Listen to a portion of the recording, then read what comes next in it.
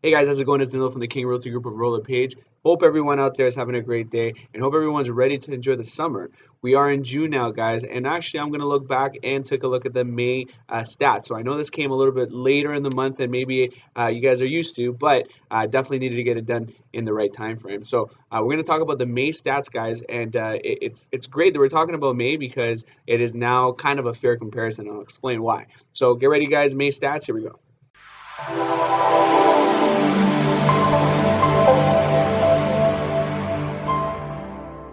Hey guys, so welcome back again for another installment of our monthly stats. Again, what we're reviewing here, guys, is average price points in the GTA, as well as the different housing types, detached, semis, townhomes, and condos. We're taking a look at months of inventory as well to kind of gauge which region or where our regions are at in terms of supply and demand. Are we in a buyer's market or in a seller's market? And also we take a look at maybe the most important takeaways from the stats that we saw in May and the activity that we had in May 2018. So let's get rolling, guys. Let's take a look at the average GTA price. I'm going to put up on the screen and we'll go from there. So we'll see here, guys, that the average GTA price is now $805,320. So it's actually 6.6% down from last year, but still up 1.1% from April. And just to let you know, from January 2018 to date, we've gone on an upward trend. We've actually increased in price since the beginning of the year. We haven't had a dip in that sense, but we're still seeing declines from when we compare to last year. And when I said earlier, this might be a little bit more of a fair comparison. Well, May of last year, as well as this year, we're both months where we were affected by the Ontario housing policy because that happened in April of last year. So the month of May was already a month that we were already impacted by those changes. However, we were only a month in versus now where we're actually a year later, right? And so I say that it's a kind of more of a fair comparison in that sense. However, we were still coming off of a full steam of heated activity into May of last year, and then we're comparing to this year. Still, we're seeing declines in terms of price, but I would say it's a little bit more of a fair comparison. Let's see what happens in June, though, because now we have 2 months of housing policy, and we can really have a little bit more of a fair comparison. Okay, but looking on to the rest of the housing types, detached homes here, we have them at 1,045,533. That is down 8.2%. We see here semi-detaches are 815,803, and that's down 1.2%. Townhomes at 640,543, and that's down 2.5%. These drops are a little bit less than what we were noticing in the first few months, though, that's for sure. And then condo apartments as well, still continuing that upward trend all along last year and even into these few months of 2018 at 562,892, which is positive 5.7%. So as we see here, guys, we still have a bit of declines when we compare to last year. I said that this was a little bit more of an even comparison because we were already affected by the housing policy in the month of May last year, but we're still seeing a bit of declines. Obviously, if we look at my previous videos, or if you go on our Instagram and other places where we actually post the numbers, you're going to see that our declines in this month were a lot less than what we saw in January, February, March of this year as well. Okay, and that's kind of giving me a good sense that maybe we're kind of balancing out in that sense as well. Okay, so let's take a look at the sales, guys. We have this is one thing that's going to get shown a lot is the sales. We actually have them at 7,834 sales. That's down 22.2% from last year.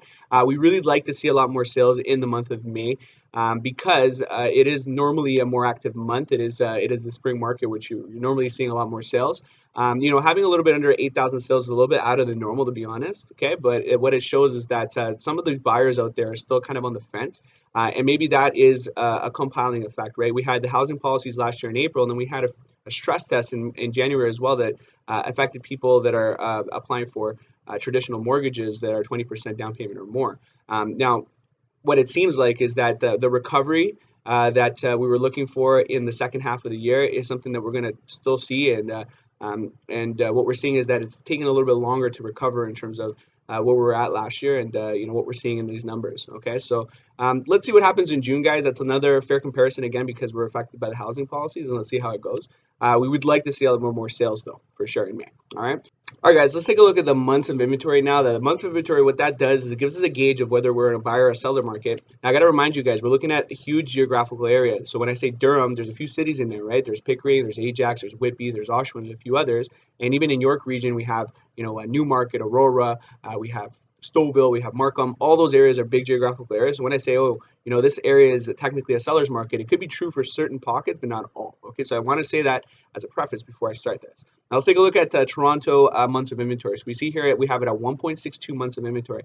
That means that we are in a seller's market. And I got to say, guys, if you're in the beaches, if you're in Danforth, if you're in other highly sought after markets, that is true. We're in a heated market right now, and actually there's a lot of multiple offers going up down there. So if a lot of people are pricing the properties a lot lower, and in a week or two they're getting multiple people coming to the table with offers, and they're selling over asking. Okay, so that is happening in the city of Toronto, and this is why I say that sometimes these trends, they start really within the city where it gets really heated, they have multiple offers, and then over time those heated markets where people can't get in anymore, they start now spreading out to surrounding markets. And what we're hoping for here is in the second half of the year, that heated market within the GTA Toronto is going to spread out to the rest of the cities around it. Okay, because right now what we're seeing is a little bit of a contrast.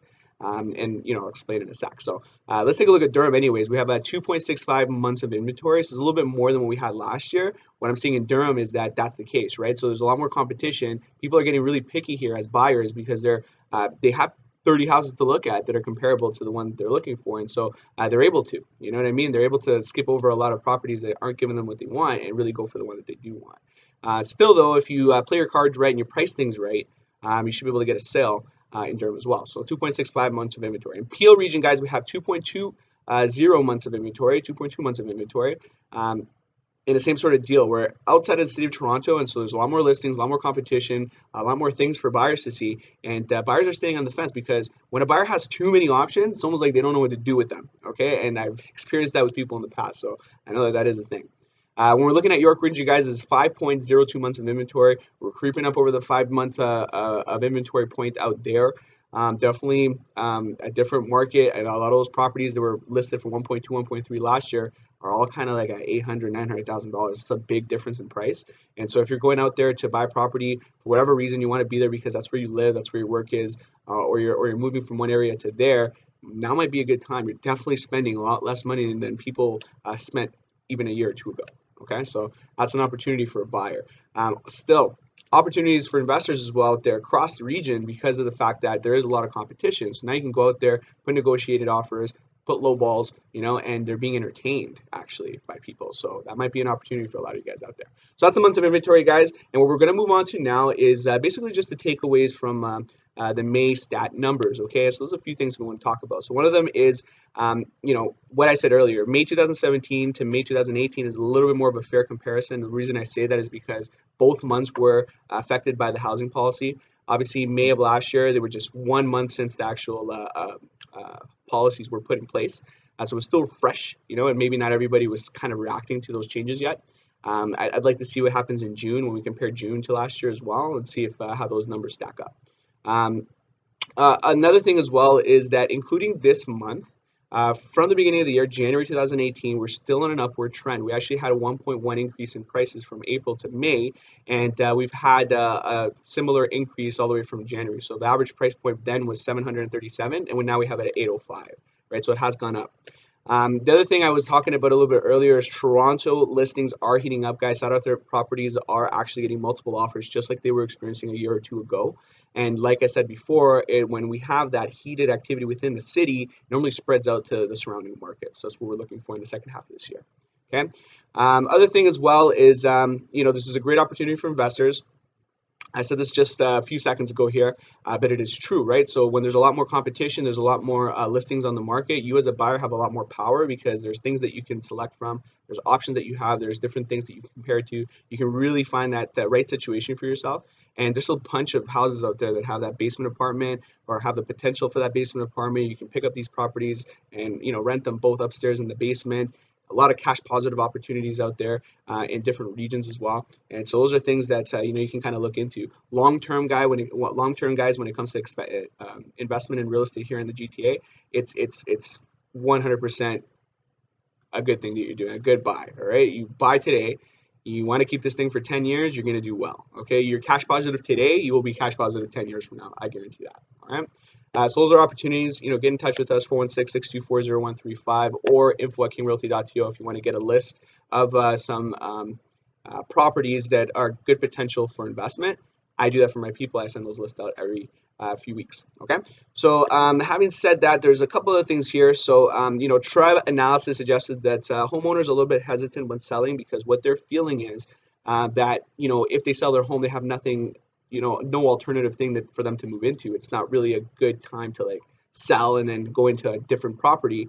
I would say it all depends on the situation. If you are downgrading, you have definitely there's options for you. If you are upgrading, there's options for you too. If you have a condo, for example, in a heated market today, condos are doing really well. Why don't you sell that condo and now go into that low rise that is a discounted rate today, right? Those are opportunities for people. Townhouses in certain areas are selling like crazy, right? And they're selling quick. And so if you know that your townhouse maybe a few years ago wasn't the best place to sell, and today you're seeing that sales are happening for you, maybe it's time to take advantage and sell that property. And now you can go into a detached where there's a bunch of them available and you can get to choose the one you want, right? So those opportunities for people, all just depends on the situation that you're in, okay? One of the things people are saying is that missing middle is missing, right? There's this missing middle where you have a condo and you have really nothing to sell and upgrade to because you're jumping from 500 to a million right off the bat because that's how detached homes are priced. Right? So, I mean, that is happening as well. So it's a little tougher for certain people in certain situations. All right. Well, that's it, guys, for May 2008, for the stats, anyways, of May 2018. We're in June today. And let's take a look at what happens next month. We're going to review our numbers again, and we're going to see where we're at. Okay, so it's an interesting year for sure. I'm still out there with some listings. I'm still out there with buyers. We're still moving, but the conversations are different. Okay. Anyways, if you have any questions, obviously reach out, guys. info@kingrealty.to. 647-931-1313 is our office number. Give us a call whenever you have any questions. We're available for you guys. Subscribe to our channels as well. Subscribe to our YouTube. Hit us up on Facebook. Friend me. I'm a friendly guy. Okay. Also on Instagram as well. We're there. Twitter, we're there as well. YouTube is really cool nowadays because I'm uploading a lot of videos that are answering people's questions, whether you be a buyer or a seller or somebody interested in real estate. I'm answering questions. They're quick, like 5-minute videos, and it gets you informed. Okay. Any questions, guys? Let me know. Take care. Thanks for watching again.